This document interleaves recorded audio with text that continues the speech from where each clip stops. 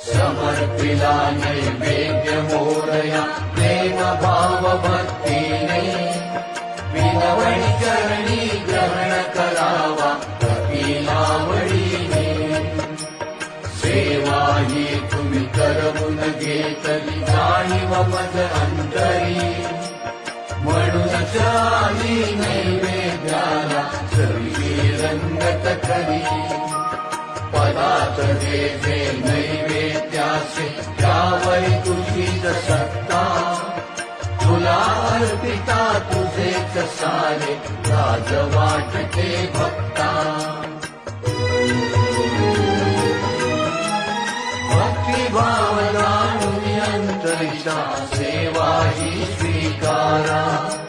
कृपा करा अन्य नको काही विनवणी मोरेश्वरा